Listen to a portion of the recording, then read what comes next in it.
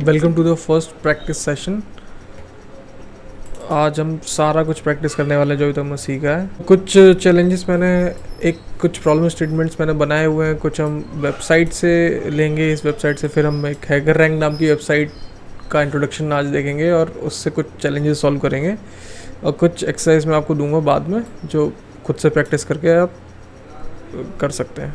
ठीक है, let's start with our first question. Let's open practice 1. Okay, sorry, it should be py. Yes. So what is your first question? Print your information, name, class, etc. आपको अपने बारे में information print करनी है। Print hello all, print my name is Ashish Rana, print I study in class 10th, not really, but I live in MP state. My एक variable के साथ करा लेते हैं, फ्रेंड इक्वल्स टू मेरा फ्रेंड, लेट्स से हिमांशु। दोनों friend का नाम लिखते हैं वरना दूसरे को बुरा लग जाएगा। Friend to Aarti, print my friends name are, कैसे देंगे हम, कॉमा फ्रेंड 1 एंड अभी साथ में ये मल्टीपल आर्ग्यूमेंट्स का एग्जांपल। ये पहला आर्ग्यूमेंट है, पहला इनपुट है, फिर सेकंड इनपुट, सारे इनपुट प्रिंट हो जाएंगे। साथ में हमने देखा था प्लस वाले ऑपरेटर से दो स्ट्रिंग को ऐड किया जा सकता है, तो हम इसमें ये भी यूज़ कर सकते हैं, फ्रेंड 2। यानी कि आप या तो कॉमा लिख सकते हो या फिर ऐड। इसका मतलब ये पूरी एक ही स्ट्रिंग है जो ऐड होके प्रिंट होने वाली है, दोनों ही काम करेंगे। Let's run our terminal. Side में इसको करते हैं, थोड़ा सा बड़ा कर लेंगे, clear. Py practice 1। Hello all, my name is this, I study in this, I live in this, my friends name are Himanshu and Aarti. ठीक है, ये हो गया हमारा प्रैक्टिस 1। अभी क्या है, create a simple interest calculator. तो अभी हमको करना है simple interest calculate. Practice SI करके नाम देता हूँ, सिंपल इंटरेस्ट डॉट py। तो सिंपल इंटरेस्ट कैलकुलेट करने के लिए पहले तो रिकॉल करना पड़ेगा।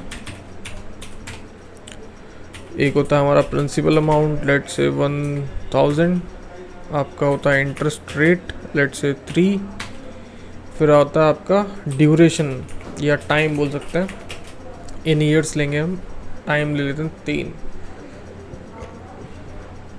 तो आपका इंटरेस्ट कितना बन के आएगा, simple interest should be P into interest into time divide by 100। और जो आपकी टोटल अमाउंट बनेगी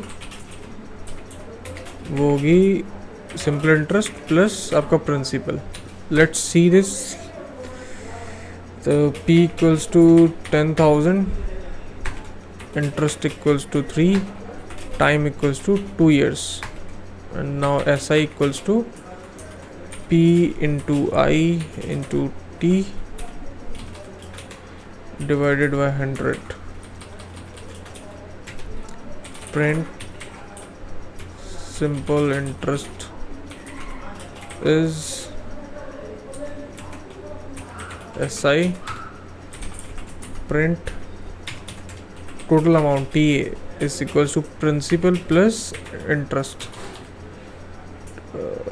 total amount होगा हमारा TA। ये कैलकुलेशन दिखाने से पहले यूज़र को ये भी दिखाएंगे हम कि simple interest interest for principal short forms use कर लेते हैं, P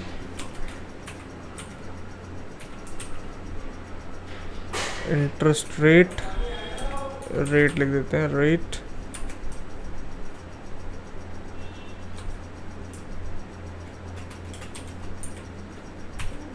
is I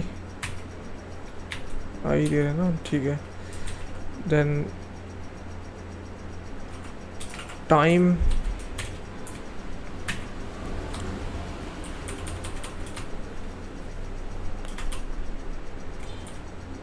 is T, और यहाँ हम लिख देते हैं S I equals to, let's run our program practice S I. Okay, practice S I, अच्छा प्रैक्टिस 1 हमने एग्जीक्यूट कर दिया, py practice S I. Simple interest for 10,000, rate 3%, for time 2 years is 600 rupees, total amount is 10,600, यानी 3% के ब्याज पे 10,000 रुपये 2 साल के लिए से इंटरेस्ट बनता है आपका 600। ये कंपाउंड इंटरेस्ट नहीं, ये है आपका सिंपल इंटरेस्ट। सेम टेक्निक से जो भी फॉर्मूला था कंपाउंड इंटरेस्ट का, मैं अभी याद नहीं कर पा रहा हूँ उस फॉर्मूले को, तो आप वो कंपाउंड इंटरेस्ट भी कैलकुलेट कर सकते हो।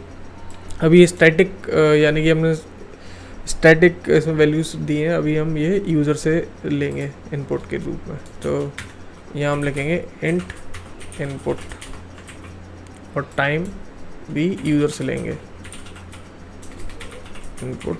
Let's interest also take from input user.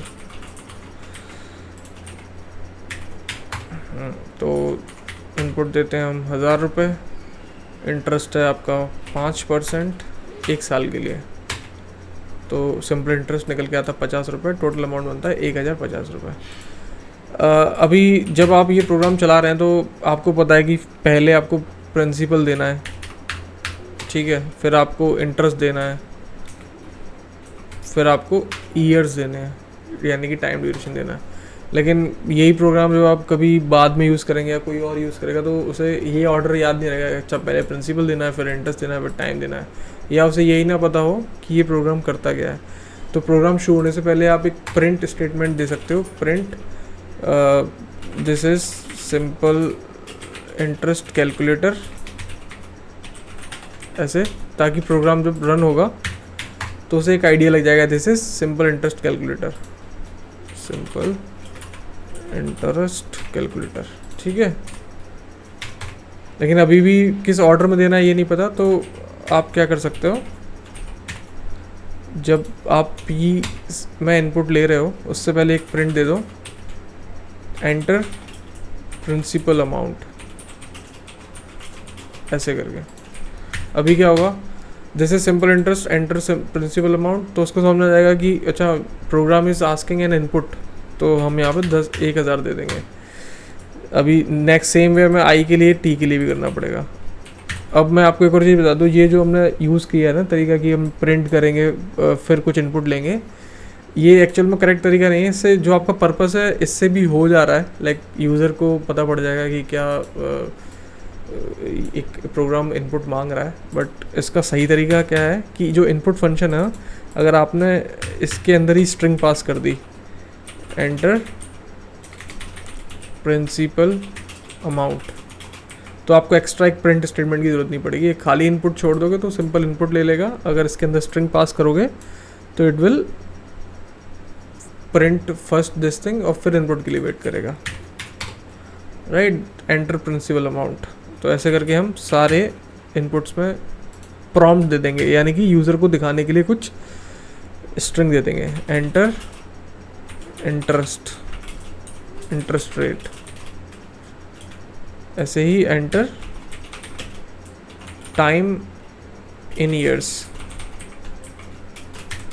अब ये प्रोग्राम थोड़ा सा समझ में आएगा जो भी इसे यूज़ करेगा। Enter principal amount, okay, let's give 50,000 rupees, interest is 3%, interest time in years is 2 years।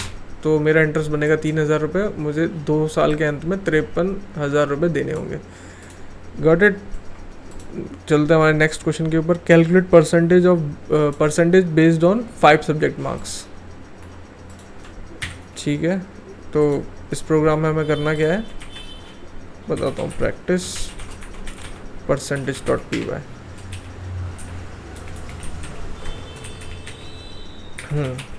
हमें करना क्या है कि जैसे हमारे 5 सब्जेक्ट होते हैं 10th या 12th हाई स्कूल, या जैसे हमारे 5 सब्जेक्ट होते हैं 10th या 12th में, उन सारे सब्जेक्ट के मार्क्स को इनपुट यूज़र से लेंगे। सब्जेक्ट 1, सब्जेक्ट 2, ऐसे करते करते सब्जेक्ट 5, और इन सबके परसेंटेज निकालेंगे। परसेंटेज निकालने का फॉर्मूला क्या होता है, सारे सब्जेक्ट के मार्क्स को प्लस कर दिया जाए और क्या किया जाए, और जो टोटल मार्क्स आने वाले हैं आपके, मतलब कि जो टोटल पॉसिबल मार्क्स हैं वो है, अगर सब में 100 स्कोर कर दिया तो 500, और फिर इस सारे को जो भी आंसर आना है उसको इंटू 100 किया जाए। ठीक है, ये परसेंटेज का फॉर्मूला होता है। तो subject 1 equals to 93, subject 2 equals to 83, subject 3 equals to 77, subject 4 equals to 56, subject 5 equals to 89। ये हमारे मार्क्स हैं। प्रिंट योर परसेंटेज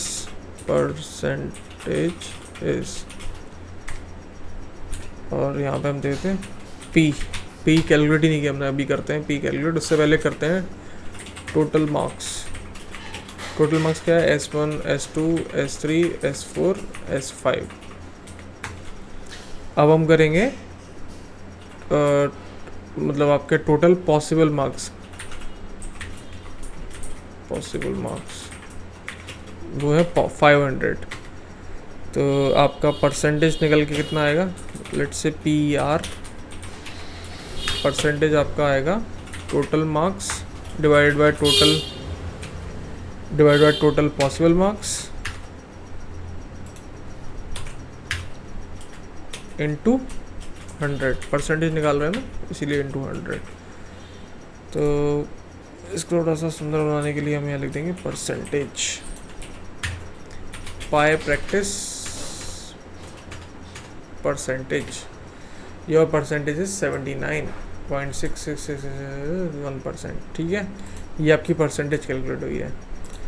इसी कैलकुलेशन को आप इजी कर सकते हो यही फॉर्मूले में। देखो 500 से डिवाइड कर रहे हो इंटू 100 कर रहे हो, यानी कि 0 0 कट जाएगा। सिंपल मैथ्स है, ये सब करने की जरूरत नहीं है। 5 सब्जेक्ट के मार्क्स है आउट ऑफ 100, तो डायरेक्ट जो भी आपके टोटल मार्क्स है उसे डिवाइड बाय 5 कर दो तो आपकी परसेंटेज आ जाती है।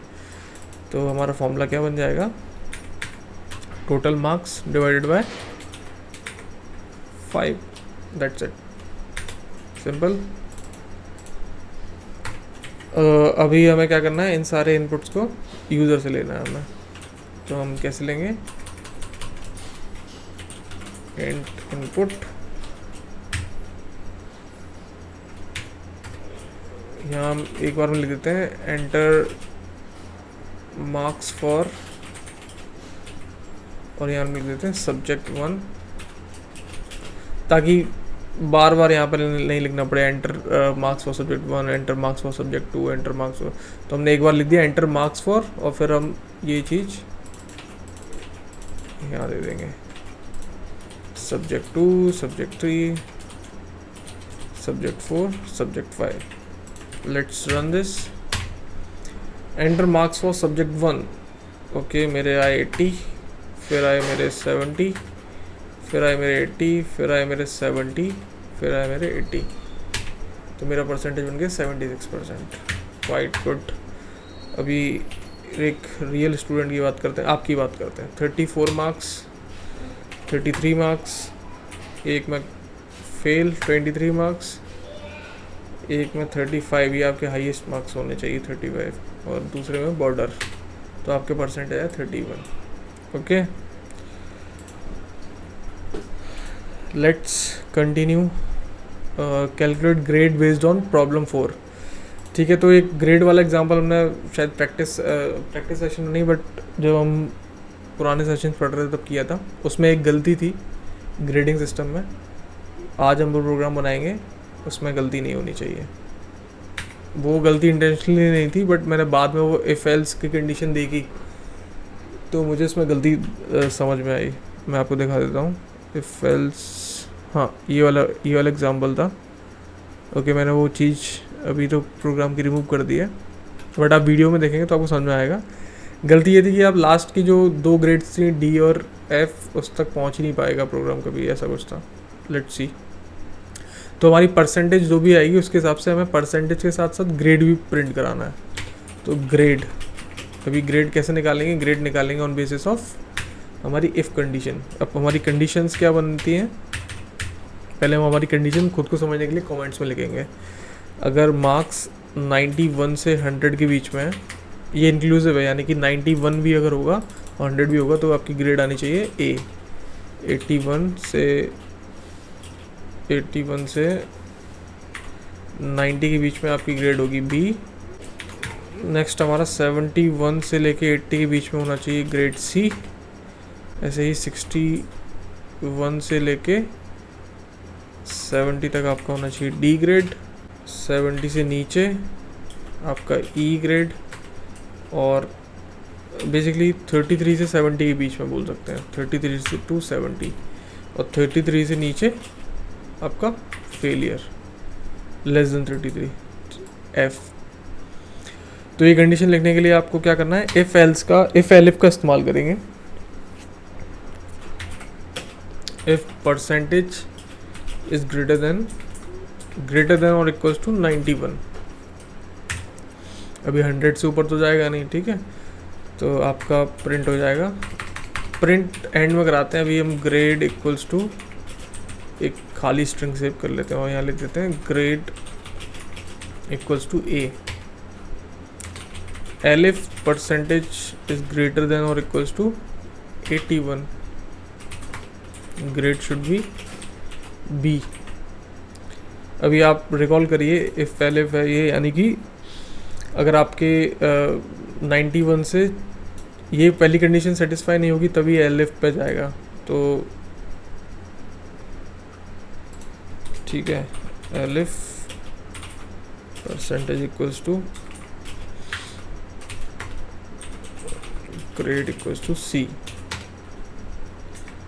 एलिफ परसेंटेज 61 से 70 के बीच में हमारा क्या था, डी।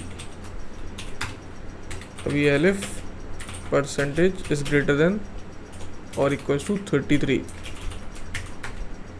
33 से 61 के बीच में हमें क्या प्रिंट कराना है, grade equals to E.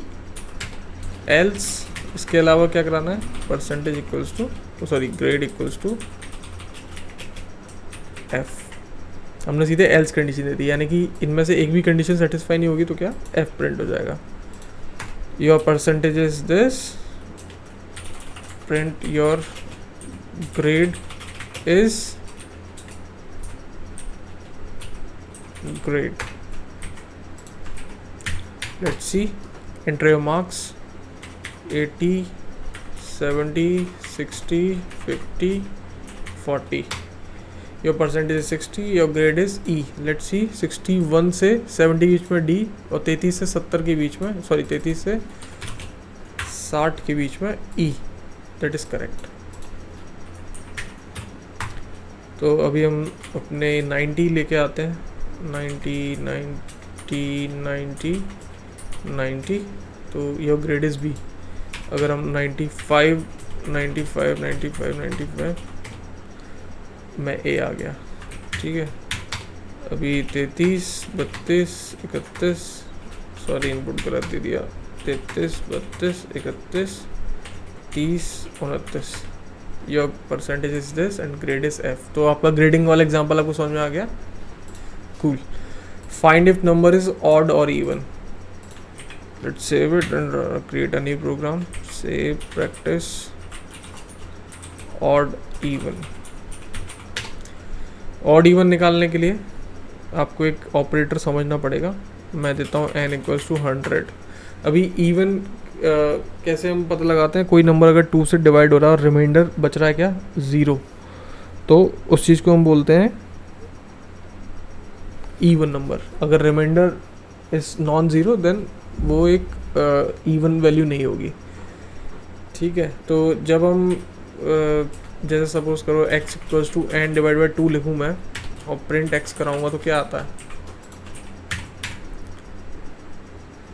Practice और इवन 50, उसका डिवीजन आता है। बट हमें रिमाइंडर कैसे मिलेगा, रिमाइंडर के लिए डिवीजन ऑपरेटर नहीं है। मतलब हमने अभी तक क्या पढ़ा था, plus minus operator, multiplication and division. ऐसे ही एक ऑपरेटर होता है, इसको बोलते हैं मॉड्यूलस ऑपरेटर। क्या बोलते हैं इसको, मॉड्यूलस ऑपरेटर। ठीक है, इसको बोलते हैं मॉड्यूलस ऑपरेटर। मॉड्यूलस ऑपरेटर क्या करता है, डिवीजन के बाद जो रिमाइंडर बचता है उसको स्टोर करेगा, ना कि डिवीजन का रिजल्ट। तो यहाँ पे अगर हम मॉड्यूलस ऑपरेटर यूज़ करेंगे तो क्या आना चाहिए, प्रिंट एक्स 0। अगर ये होता 101 तो 1 आता है, यानी कि 0 जब भी रिमाइंडर बचता है तो वो वैल्यू क्या होनी चाहिए, इवन होनी चाहिए। अगर नॉन ज़ीरो वैल्यू है तो ऑड होगा। तो सिंपल है, हम एक नंबर लेंगे, इधर लिखेंगे r is for reminder. If r is equal to 0 तो प्रिंट कर दो इवन, एल्स प्रिंट ऑड। ठीक है, पाई प्रैक्टिस। तो ये 101 क्या है, एक ऑड नंबर है। तो जब भी हमें इनपुट चेंज कराते हैं,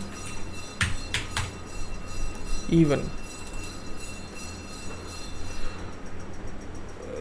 ये वैल्यू हम लेते हैं इनपुट से, यहाँ इंट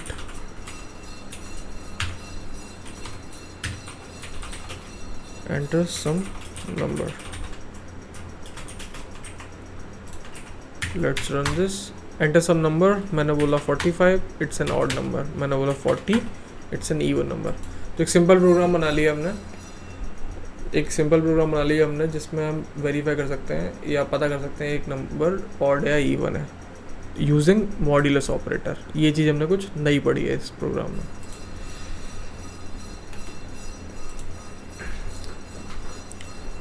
तो गाइज़ ये तो कुछ सिनेरियोज थे जो मैंने क्रिएट किए थे। अब हम कुछ वेबसाइट से हेल्प लेंगे। एक वेबसाइट मैंने देखी हुई है, इसमें कुछ चैलेंजेस उन्हें करेंगे अब हम। ये बेसिकली इफ़ एल्स की प्रैक्टिस के लिए है। तो कुछ क्वेश्चंस हैं, कितने हैं। A company decides to give bonus of 5% to employ if the employ year of service is more than 5 year. Ask user for their salary and year of service and print the net bonus amount. Okay, तो उनकी salary के 5% हम employees को bonus दे रहे हैं based on their working years और salary. तो ये 2 इनपुट्स लेने हमें, उसकी बेसिस पे उनका बोनस प्रिंट कराना है। कोड स्टार्ट करने से पहले आपको बहुत क्लियर होना चाहिए। आप चाहे तो पेन पेपर का इस्तेमाल करो कि पहले तो प्रॉब्लम स्टेटमेंट क्या है, पूछ क्या रहे हैं, फिर उसे करना कैसे है, आप मैथमेटिकली या फिर अपने पेन पेपर पर कैसे सॉल्व करो। फिर जो पेन पेपर से आपने एक स्ट्रक्चर तैयार किया है उसको प्रोग्रामिंग में कैसे लिखना है। प्रोग्रामिंग में कैसे लिखना है, जो हम सिंटेक्स सीख रहे हैं, जो हम प्रोग्रामिंग में लिखने के तरीके सीख रहे हैं कि इफ़ को ऐसे लिखते हैं, प्रिंट को ऐसे लिखते हैं, उन चीज़ों को यूज़ करके।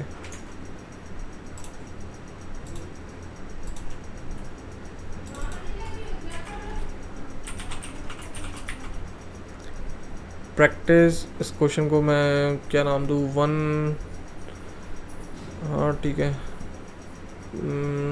प्रैक्टिस %1 से प्रैक्टिस %1.py। तो सबसे पहले हम पूछेंगे आपकी salary int input enter your salary. फिर हम पूछेंगे ईयर्स इसको हम EXP दे देते हैं, experience int input enter your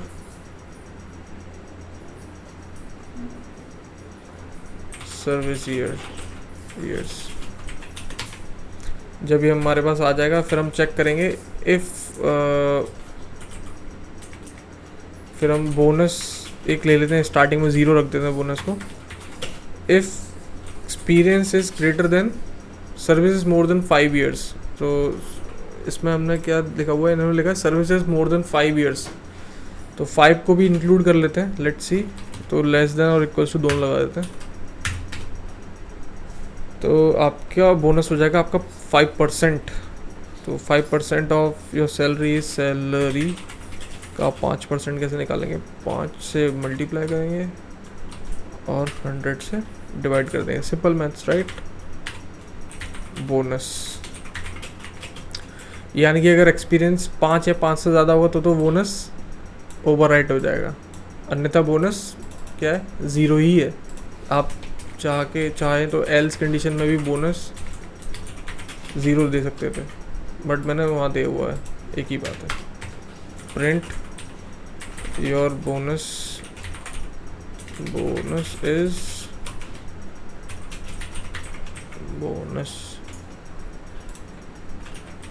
bye practice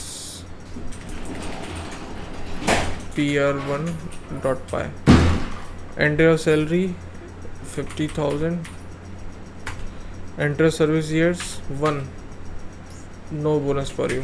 Let's try again, enter your salary 30,000, your service years 10, your bonus is 1,500 rupees, nice। let's see, enter salary इन्होंने input लिया, फिर प्रिंट करा के इन्होंने सर्विस ऑफ ईयर्स एक्सपीरियंस लिए, year of services.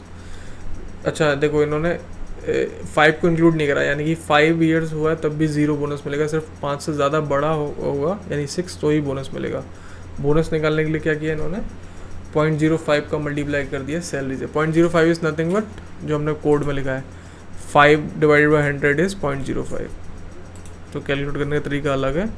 Else में no bonus, उसकी जगह हमने क्या प्रिंट करा है, 0, योर बोनस इज 0, ठीक है। Take value of length and breadth of a rectangle from user and check if it is square और नॉट। Okay, let's see. ये सारे क्वेश्चन इसी में कर देते हैं, एक ही फाइल में बेटर रहेगा, ठीक है। इसके लिए बहुत सारी फाइल्स बनानी पड़ेगी, वरना प्रैक्टिस 1 में कर देते हैं। प्रैक्टिस 1 किधर गया, प्रैक्टिस 1 किधर गया, प्रैक्टिस 1 ही रहा, हाँ इसमें कर देते हैं। तो अभी हमें क्या करना है, हमें लेंथ और ब्रेड्थ लेनी है और उसके हिसाब से, ठीक है। लेंथ लेंगे, input enter length of rectangle, नहीं एंटर लेंथ, बस बोल देते, इतना काफ़ी है समझने के लिए। Int breadth is int input enter breadth।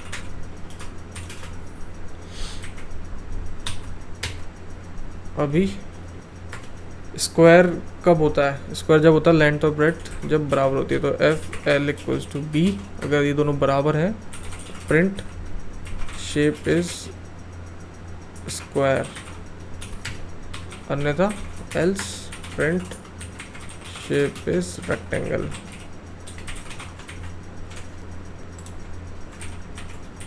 By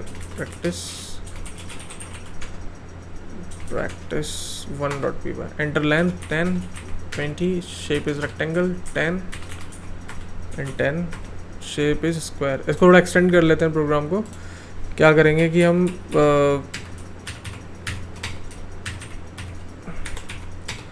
parameter और एरिया ऑफ शेप भी कैलकुलेट करेंगे। पैरामीटर का फॉर्मूला पता है आप लोगों को, एरिया का भी पता है, आई नो आपको पता है। तो एरिया लेते हैं 0 शुरुआत में और पेरीमीटर लेते हैं 0। तो अगर लेंथ और ब्रेड्थ यानी कि जब वो स्क्वायर है तो आपकी एरिया क्या हो जाएगी, लेंथ इंटू लेंथ, आपका पेरीमीटर क्या हो जाएगा, अरे पेरीमीटर क्या हो जाएगा 2 इंटू क्या होता है 4L आई थिंक, या 4 इंटू लेंथ। अगर रेक्टेंगल होता तो आपका एरिया बनेगा L इंटू बी, पेरीमीटर क्या बनेगा आपका 2 इंटू एल प्लस बी। ऐसे तो नहीं लिखेंगे, ऐसे लिखना पड़ेगा 2 इंटू एल प्लस बी। अभी यहाँ से जो भी एरिया कैलकुलेट होगा, इफ़ में कैलकुलेट होगा या एल्स में कैलकुलेट होगा, उसके बाद फाइनली हम लिख सकते हैं प्रिंट एरिया ऑफ, एक काम करते हैं शेप नाम का लेते हैं वेरिएबल, उसको अभी के लिए खाली रखेंगे और यहाँ लिखते हैं सीधे शेप इक्वल्स टू स्क्वायर, नहीं लिखते हैं शेप इक्वल्स टू रेक्टेंगल। अब बोलेंगे हम एरिया ऑफ शेप, मतलब shape square rectangle based on input अपने आप इफ एल्स के हिसाब से डिसाइड हो जाएगा, इज क्या एरिया, जो भी एरिया आएगी। सेम वे में हम लिखेंगे perimeter of shape is peri, enter length 10 10, area of square is 100, perimeter of square is 40, that is correct. हम देते हैं 10 और 20, area of rectangle is 200, perimeter of rectangle is 60। तो इसने बेस्ड ऑन लेंथ ब्रेड्थ इसने अपने आप ये शेप चेंज कर दिया और ये कैलकुलेशन कर दी, करेक्ट। मूविंग ऑन, इसका देखते हैं इन लोगों ने कैसे किया है। हाँ करेक्ट, लेंथ ब्रेथ इनपुट लिया और उसको yes it's a square, no it's only rectangle. Take two int value from user and print greatest among them. तो 2 नंबर लेने हैं, A 10 B 20, दोनों नंबर यूज़र से ही लेते हैं। बस enter number 1, B enter number 2। इन दोनों में से जो बड़ा है वो प्रिंट कराना है, ठीक है। तो if A is greater then B, print A, else अगर A B से बड़ा नहीं है तो फिर B बड़ा होना चाहिए, तो प्रिंट B। ये हमने प्रोग्राम लिख दिया, लेट्स रन 10 20, तो क्या 20 बड़ा हो गया। अभी 20 और 10 कराएंगे तब भी 20 प्रिंट हुआ। अभी अगर हम 33 और 45 कराएंगे तो 45 प्रिंट होगा। अगर हम 46 और 10 कराएंगे तो 46 प्रिंट होगा। मतलब इन दोनों में नंबर में से जो 2 इनपुट दे रहे हैं उनमें से सबसे बड़ा नंबर प्रिंट हो जाएगा। ये थोड़ा सिंपल था, 2 नंबर का कंपैरिजन था। हम करेंगे 3 नंबर का कंपैरिजन, ABC एंटर N3। तो if A is greater than B, 3 number का कंपैरिजन कैसे किया जाएगा, हमें नेस्टेड इफ लिखना पड़ेगा, यानी कि इफ़ के अंदर इफ़ अगर A B से बड़ा है, हम यहाँ लिखते हैं ग्रेटर नंबर। ग्रेटर नंबर को क्या बोलेंगे,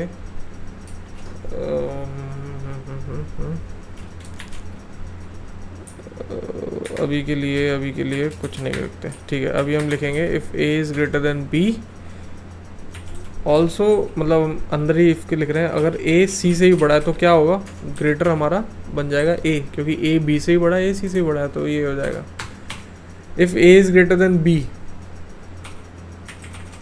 लेकिन A is not greater than C। इसका मतलब क्या है, A B से तो बड़ा है और लेकिन A C से बड़ा नहीं है, यानी कि C सबसे बड़ा होगा, राइट।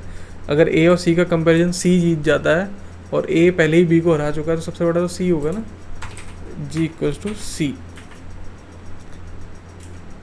और ऐसे ही हमें लिखना होगा एल्स, अच्छा एल्स हम ऑलरेडी लिख चुके थे।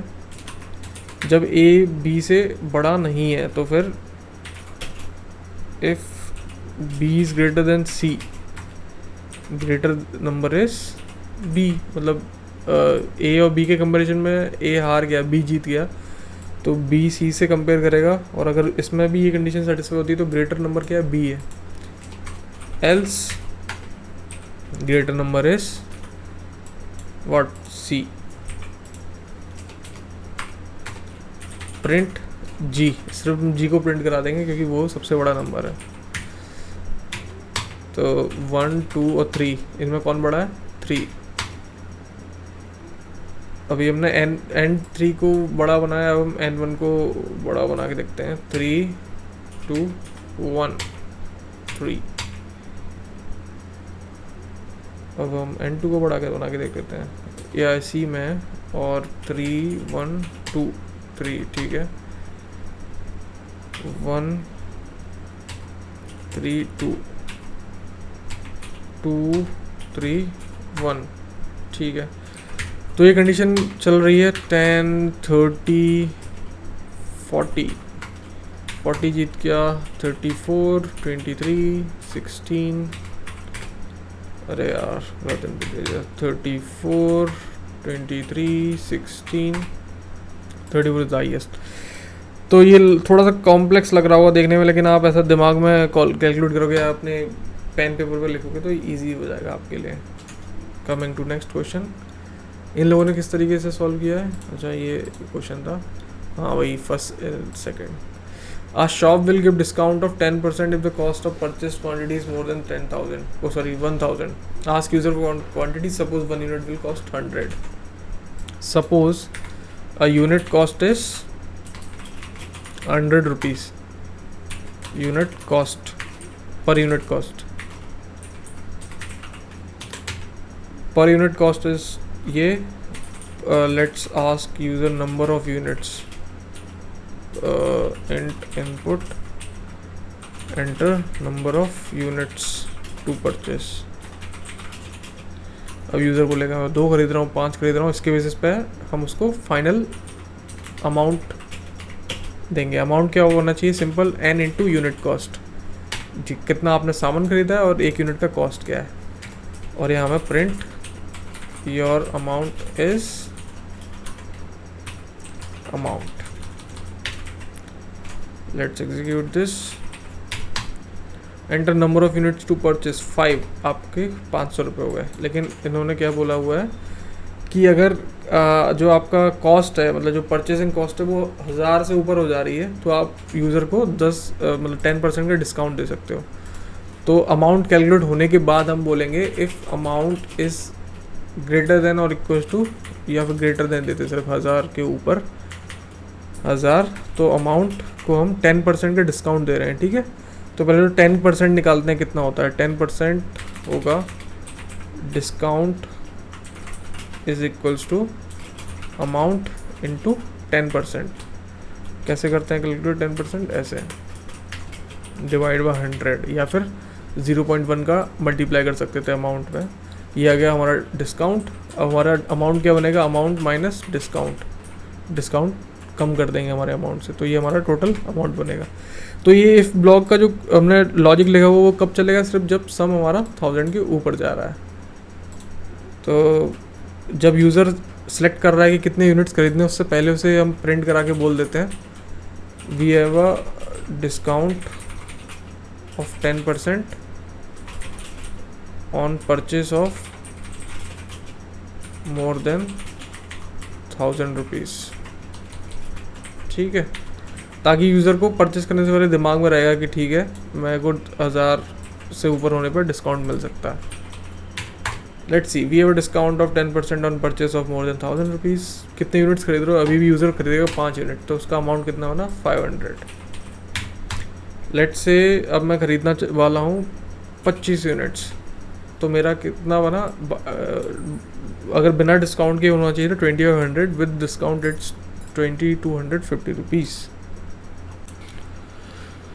ठीक है। एक एग्जांपल करते हैं। इस बार हम खरीदेंगे 50 यूनिट्स। 50 यूनिट 100 रुपीज़ के हिसाब से होना चाहिए 5000 रुपये, लेकिन डिस्काउंट हमें 10% का मिला है तो 4500 रुपीज़ हो जाएंगे।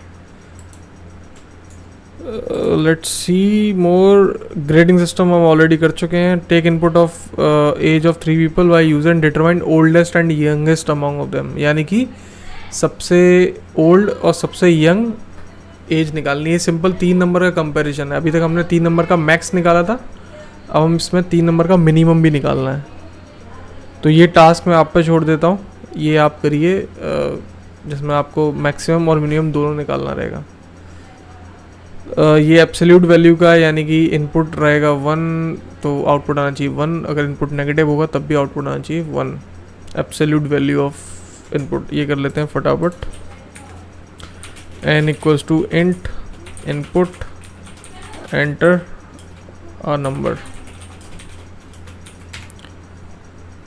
absolute value absn equals to, ये कैलकुलेट करेंगे हम basis of if n equals to, if n is less than 0, 0 से कम यानी कि नेगेटिव वैल्यू है, तो absolute n is n into -1, -1 का मल्टीप्लाई कर देंगे, राइट। -1 का मल्टीप्लाई करते ही माइनस की वैल्यू पॉजिटिव में हो जाती है। सेम वे में एब्सोल्यूट ऑफ और एल्स में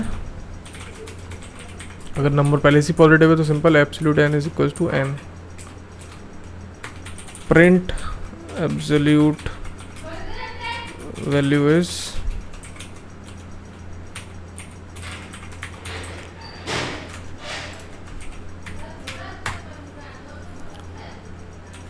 -12 की एब्सोल्यूट वैल्यू 12 है, -30 की 30 है, ठीक है। नेगेटिव वैल्यू को पॉजिटिव में कर दिया और पॉजिटिव को पॉजिटिव ही रहने दिया। किस तरीके से सॉल्व किया इन लोगों ने, सेम तरीके से -1 का मल्टीप्लाई कर दिया है, ठीक है। Student will not be allowed to sit in exam if his attendance is this, ये परसेंटेज कैलकुलेट करने का है, मतलब नंबर ऑफ क्लासेस हेल्ड और नंबर ऑफ क्लासेस अटेंडेड। तो परसेंटेज हम ऑलरेडी कर चुके हैं, एक परसेंटेज का एग्जाम्पल जिसमें हमने नंबर्स 5 सब्जेक्ट के लिए थे, सेम एग्जाम्पल है। Modify the question to allow student to shift if he has medical cause or if he has medical user cause or not. ये कुछ इंटरेस्टिंग है।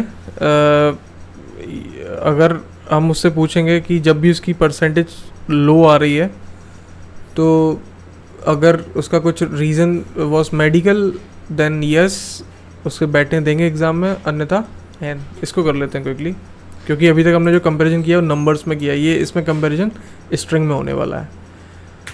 तो total classes int input enter classes held, यानी कितनी classes हुई, classes attended, int input enter classes attended.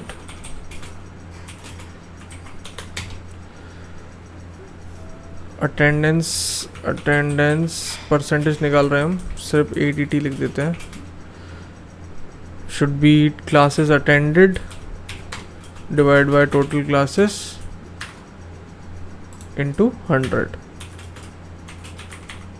ये आपका हो गया attendance. If attendance is lesser than 75%, ये आपकी अटेंडेंस परसेंटेज। अगर attendance is less then 75% will say print you have short attendance।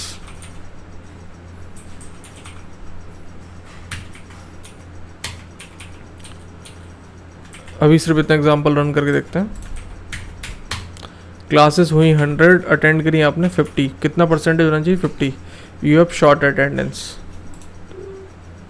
Your print करके यहाँ अटेंडेंस लिखते हैं, your attendance is,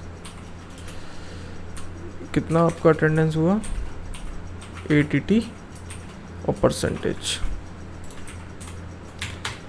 150, your attendance is 50%, you have short attendance. Else में क्या लिखेंगे, print your attendance, you can attend exams, you have short attendance, you cannot attend exams, ये लिख देते हैं। 100 क्लासेस हुई, इसमें से आपने 30 आपने अटेंड करी, you have short attendance, you cannot attend exams। let's take an example of good student, he attended 99 classes, एक क्लास में वो नहीं आया, your attendance is 99%, you can attend exams. ऐसे केस में क्या करते हैं हम, अभी क्वेश्चन के नेक्स्ट पार्ट में आते हैं। जब भी अटेंडेंस शॉर्ट होगी तो हम पूछेंगे वॉज योर रीज़न मेडिकल, क्या मेडिकल कंडीशन की वजह से आपकी अटेंडेंस शॉर्ट हुई है। प्रिंट, पहले हम इनपुट लेंगे, input your reason for short attendance,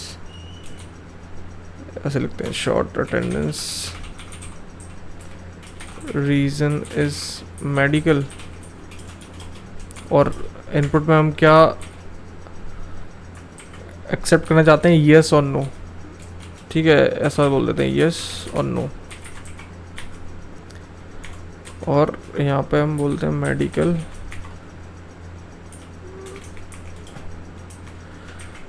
अभी हम इसको इंट में कन्वर्ट नहीं कर रहे हैं क्योंकि ये क्वेश्चन जो है ना, इसका आंसर एक स्ट्रिंग होने वाला है, येस या नो, नंबर नहीं होने वाला, तो हमें स्ट्रिंग ही चाहिए। ठीक है, तो हम चेक करेंगे if medical equals to yes, मतलब अगर मेडिकल कंडीशन है तो फिर okay you can attend exams, else try again next year।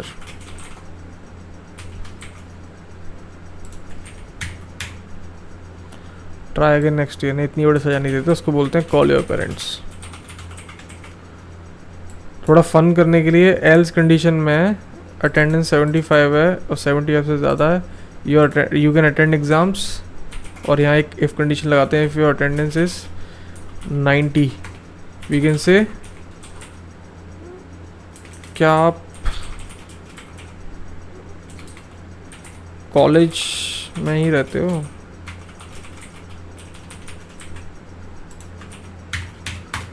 Enter classes held 100, enter classes attended 80, your attendance is 80, you can attend exams, good.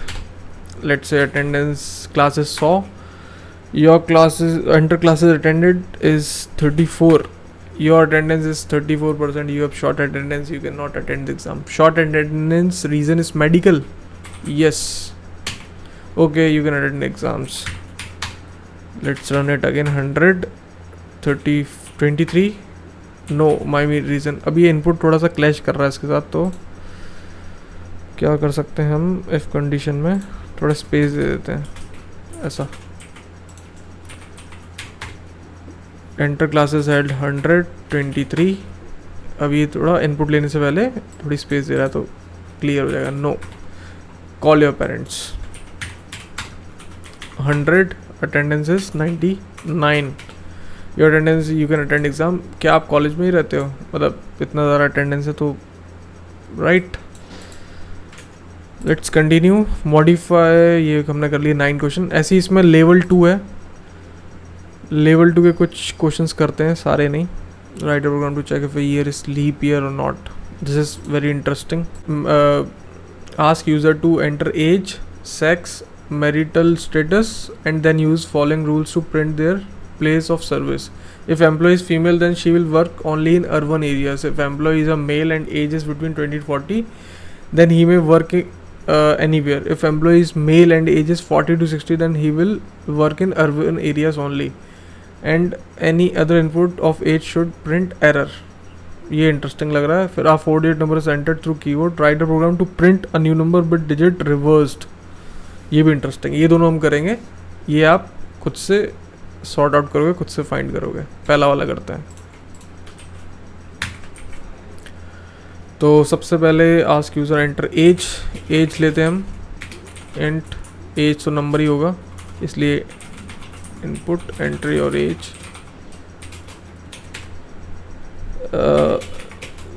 ये लेते हैं sex of user should be an string, single character, M और F ले रहे हैं सिर्फ input, इसलिए enter 6।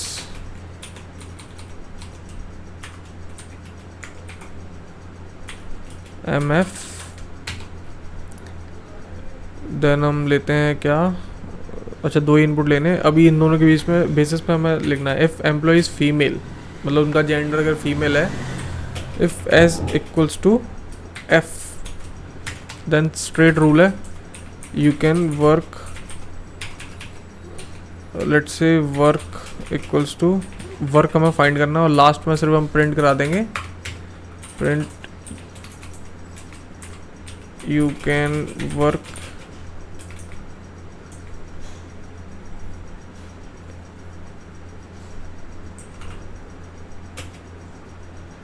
You can work eight,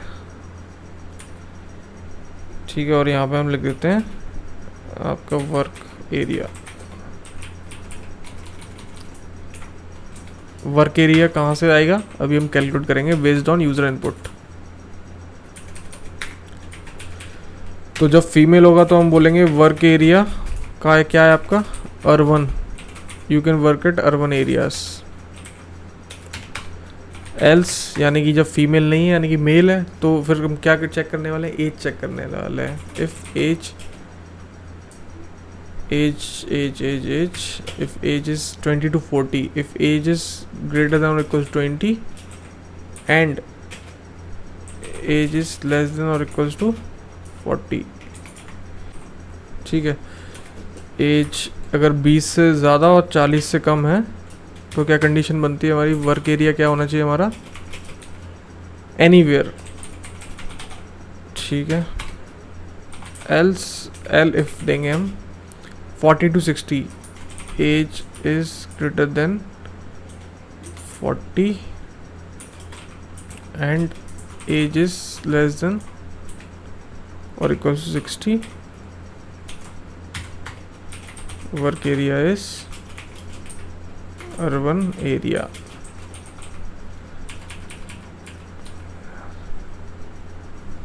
ठीक है।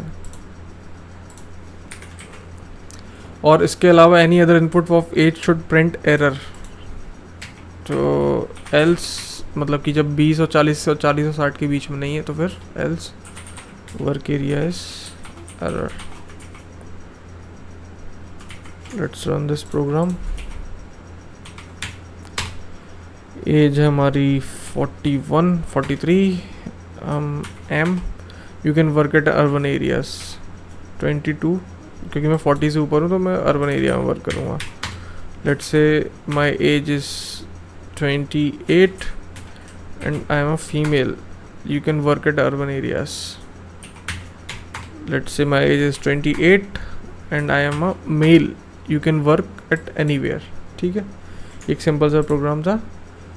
अभी this is interesting one, 4 digit number is input और उसका रिवर्स प्रिंट कराना है, यानी कि 1 2 3 4 अगर इनपुट किया है तो आउटपुट आना चाहिए 4 3 2 1, 4 डिजिट।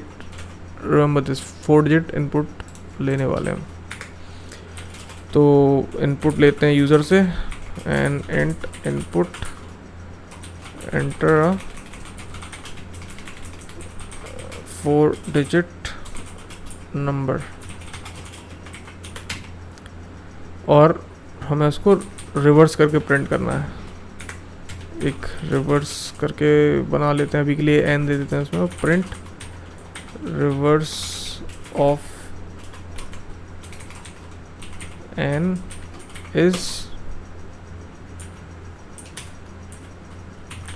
रैव।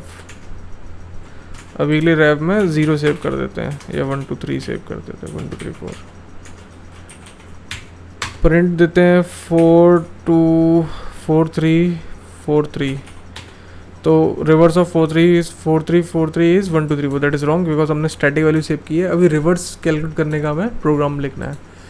तो रिवर्स कैसे कैलकुलेट कर सकते हैं, इसका तरीका ये है कि आपका अगर 1 2 3 4 है, आप क्या करो, इस नंबर को डिवाइड, देखो यहाँ पे गिवन है कि ये 4 डिजिट नंबर है। आगे चल के जब हम लूप्स पढ़ लेंगे तो ये गिवन नहीं रहेगा कि आपका जो नंबर इनपुट है वो 4 डिजिट्स का, it can be lesser than 4 digits और ग्रेटर देन 4 डिजिट्स। तो पहले आपको लेंथ फाइंड करनी होगी, फिर आगे का फॉर्मूला लिखना होगा। तो अभी यहाँ पे सिंपल है, बिगिनर लेवल है, तो इसमें पहले से दिया हुआ है कि ये 4 डिजिट नंबर है। तो अगर हम इस नंबर को 10 से डिवाइड करें या फिर कहें इसको हम 1000 से डिवाइड करें, तो रिमाइंडर क्या बचेगा, रिमाइंडर बचेगा हमारा 4। फिर या फिर 10 से मॉड्यूलस लेते हैं हम। अगर हम इसको 10 से डिवाइड करें, 10 का रिमाइंडर निकालें तो बचता है 4, और नंबर को हम डिवाइड बाय 10 कर देते हैं तो बचेगा 123। और सेम प्रोसेस को रिपीट करेंगे, राइट। मैंने ये पहले किया हुआ इसलिए मुझे जल्दी रिकॉल हो गया, आप लोग इसे ज़रूर पेपर पेन पे करें तब जाके क्लियर होगा। तो पहली iteration 1 n equals to n percentage 10, यानी कि हम 10 से डिवाइड कर रहे हैं और रिमाइंडर जो बच रहा है, सॉरी r, रिमाइंडर 1, क्योंकि ऐसा 4 बार होने वाला, रिमाइंडर जो भी बच रहा है वो हम r पर सेव करेंगे और फिर n को 10 से डिवाइड कर देंगे। ये रही हमारी इटरेशन 1। ऐसे ही iteration 2, r2 equals to n percent 10, n क्या है अभी डिवाइड होने के बाद नया नंबर जो बना हुआ है, और n equals to n divide by 10। Iteration 3, r3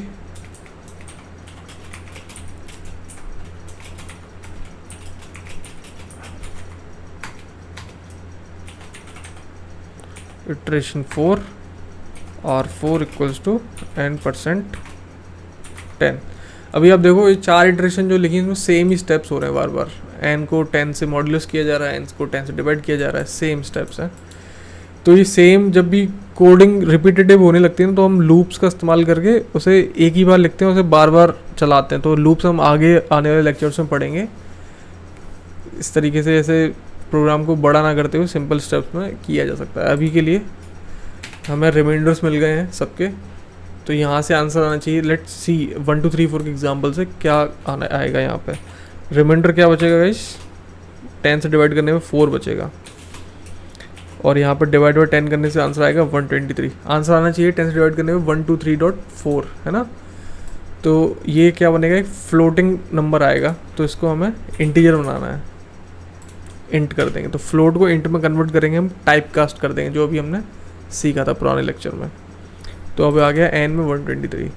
फिर से हम 10 से मॉड्यूलस ले रहे हैं, यानी कि रिमाइंडर निकाल रहे हैं, तो आएगा 3।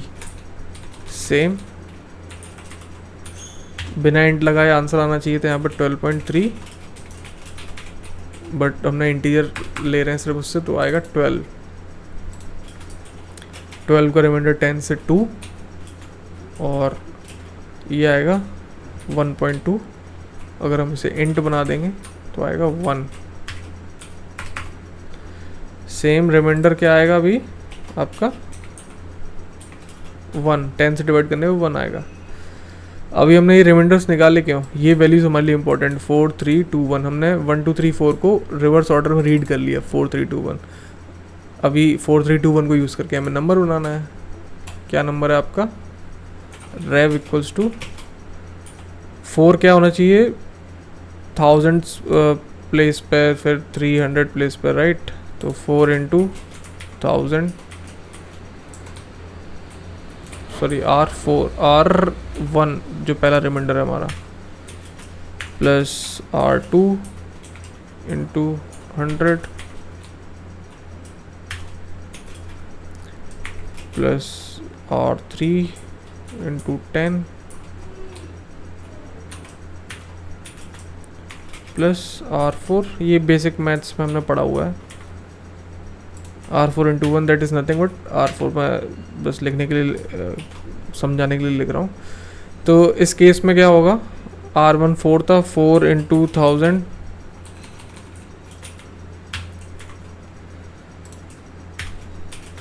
Plus 3 into 100, right. R2 3 into 100,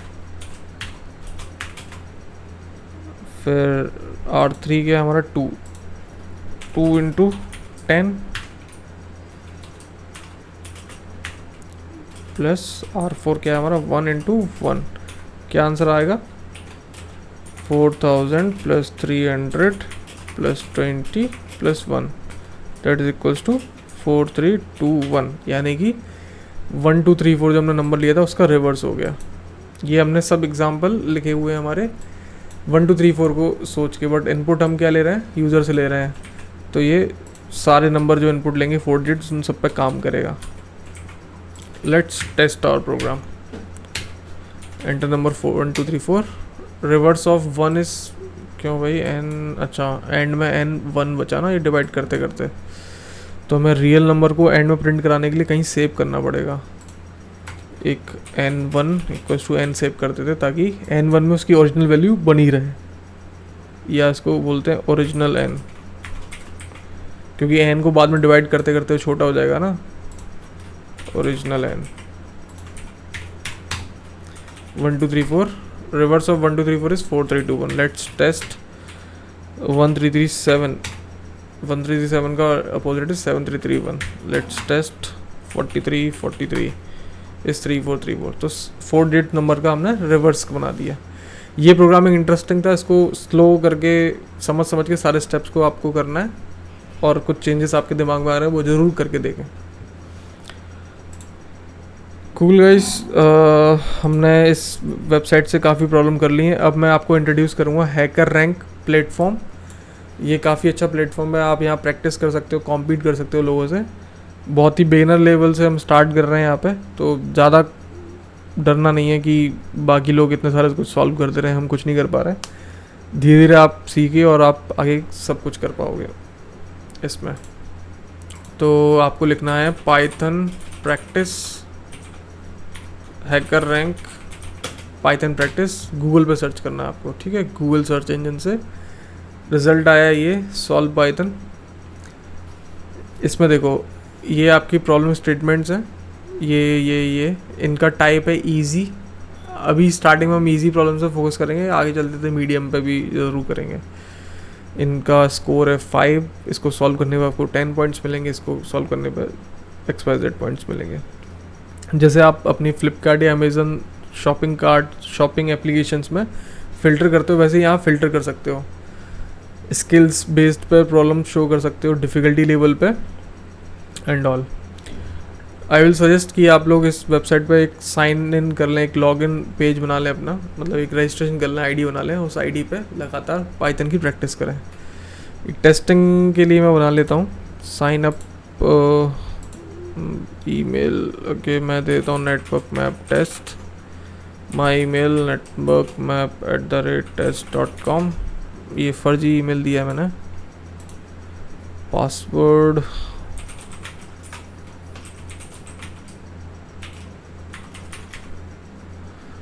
I agree, create account, first name and last name, enter first name and last name, okay, network map test,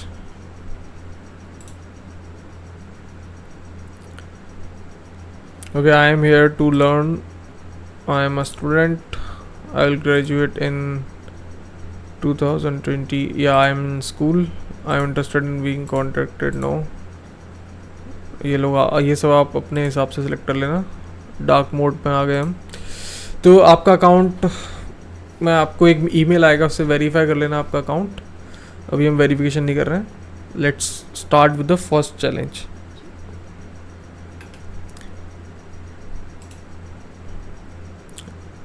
ये लेफ्ट साइड में आपको प्रॉब्लम स्टेटमेंट्स देखने को मिलेगा, फिर किस तरह का इनपुट प्रोग्राम एक्सपेक्ट कर रहा है, क्या आउटपुट आपको प्रोड्यूस कराना है।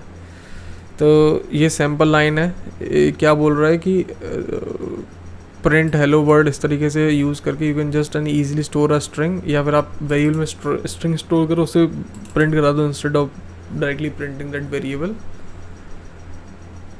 ओके, तो इनपुट, इस प्रोग्राम में कोई इनपुट नहीं चाहिए। Output format is your print hello world to the std out। std out is nothing but standard output, जो आप टर्मिनल में प्रिंट कराते हो ना, जो भी आप टर्मिनल पे प्रिंट होता है आपके टर्मिनल पे इस विंडो में, उसको हम स्टैंडर्ड आउटपुट बोलते हैं टेक्निकल लैंग्वेज में। स्टैंडर्ड आउटपुट में प्रिंट कराओ, यानी कि टर्मिनल पे प्रिंट कराओ। Sample output should be hello world, तो हमें ये स्ट्रिंग प्रिंट करानी है।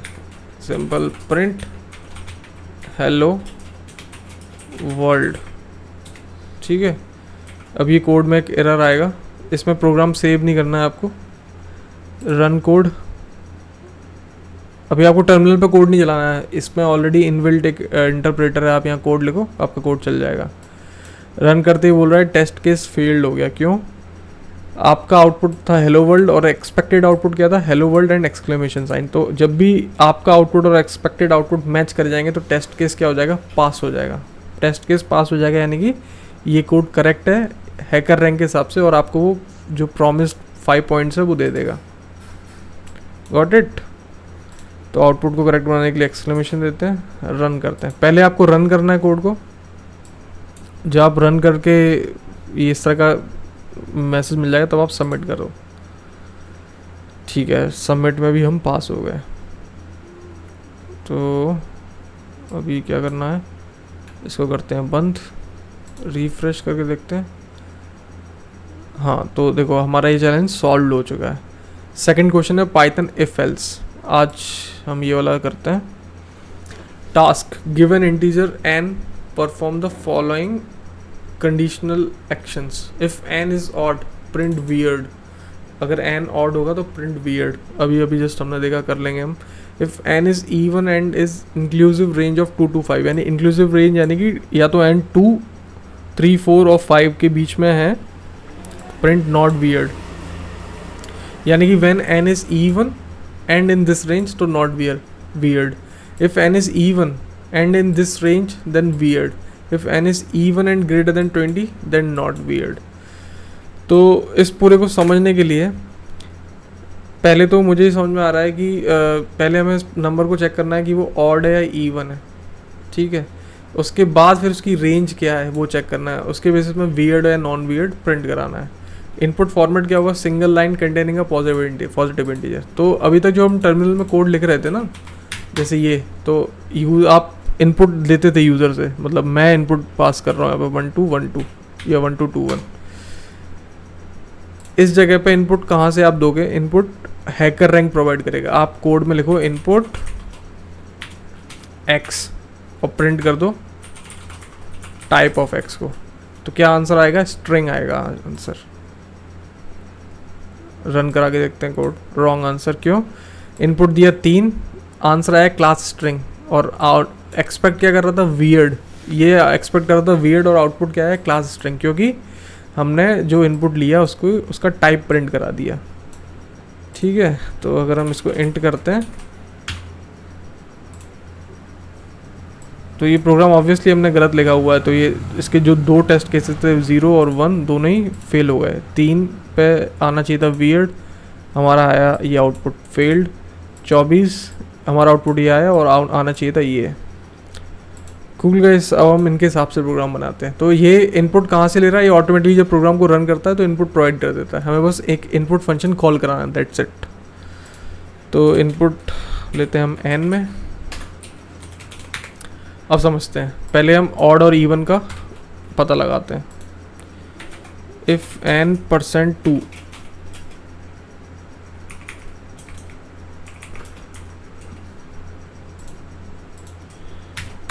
जब रिमाइंडर 0 के बराबर है तो क्या है? इवन। तो यहाँ पे हम कुछ लिखेंगे आगे, अभी के लिए छोड़ देते हैं। Else if n is odd print weird, यानी कि ऑड होने पे तो सीधी बात है वियर्ड लिखना ही लिखना है, वियर्ड। ठीक है, सेव की आदत है मेरी बार बार, तो इसलिए मैं सेव कर रहा हूँ, बट सेव नहीं करना है। तो जब इवन होगा तब क्या प्रिंट कराना है उसको बाद में लिखते हैं। पहले इतना चेक करते हैं कि ऑड पे हमारा वियर्ड प्रिंट हो रहा है नहीं हो रहा। Run code. तो हमारा पहला टेस्ट केस था वो हो गया फेल। 24 इनपुट दिया तो आंसर आया कुछ भी नहीं, क्योंकि हमने खाली छोड़ा हुआ था। एक्सपेक्टेड था नॉट वियर्ड, तो खाली और नॉट वियर्ड मैच नहीं हुआ इसलिए फेल्ड। 0 टेस्ट केस में 3 इनपुट दिया, आउटपुट हमारा आया वियर्ड, और यही वो एक्सपेक्ट कर रहा था, तो ये पास हो गया। तो हमें दोनों टेस्ट केस पास करने हैं। तो जब जब नंबर इवन होगा तब क्या करना है आपको?